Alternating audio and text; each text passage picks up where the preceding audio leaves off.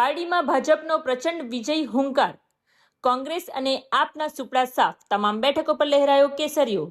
પારડી તાલુકો બન્યો વિરોધ પક્ષ મુક્ત, જિલ્લા પંચાયતની 4 બેઠકો પર પણ ભાજપનું શાસન. પારડી તાલુકાના રાજકીય ઇતિહાસમાં આજે સુવર્ણ અક્ષરે વિજય ગાથા લખાઈ છે.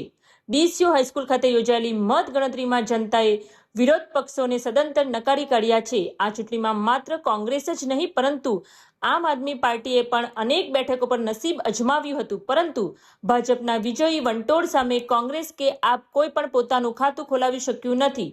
પારડી હવે સત્તાવાર રીતે વિરોધ પક્ષ મુક્ત તાલુકો બની ગયો છે.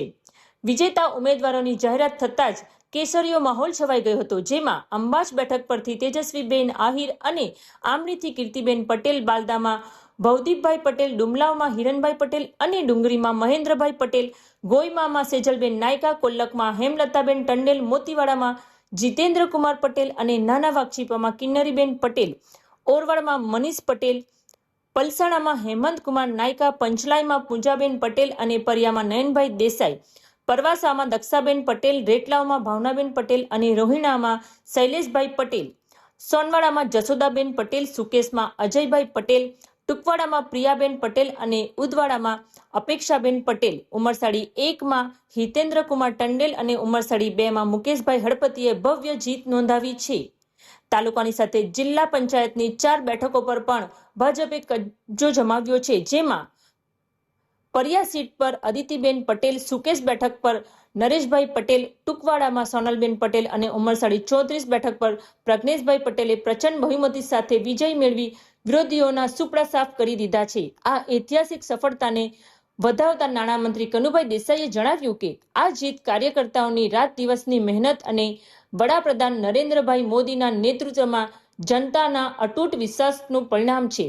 પરિણામો બાદ સમગ્ર પારડીમાં ફટાકડા અને ઢોલ નગારાના નાદ સાથે વિજય ઉત્સવ મનાવવામાં આવ્યો હતો.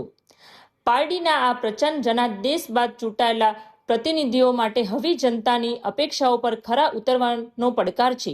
વિરોધ પક્ષના શૂન્ય અસ્તિત્વ વચ્ચે નેતાઓએ સત્તાના અહંકારથી દૂર રહી નૈતિક જવાબદારી સાથે કાર્ય કરવું પડશે. સાચી કસોટી હવે શરૂ થાય છે, જ્યાં વિપક્ષ નથી ત્યાં જનતા જ સીધી નિરીક્ષક છે. નેતાઓએ પારદર્શક વહીવટ અને છેવાડાના માનવી સુધી વિકાસ પહોંચાડવાને લોકશાહીની ગરિમા જાળવવી પડશે. જનતાનો આ પ્રચંડ વિશ્વાસ એ સેવાની તક છે, શાસકનો અહંકાર નથી.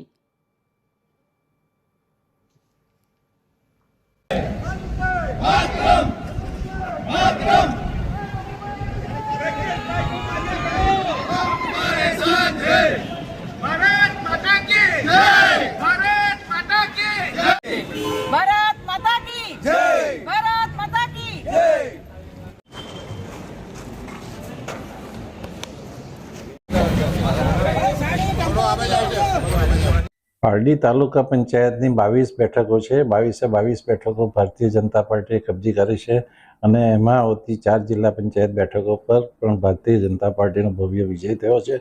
સાથે સાથે વાપી મહાનગરપાલિકામાં પણ ભારતીય જનતા પાર્ટીનો 2/3 બહુમતીથી વિજય થયો છે. સર્વે મતદારોનો આ ક્ષણે હું આભાર માનું છું.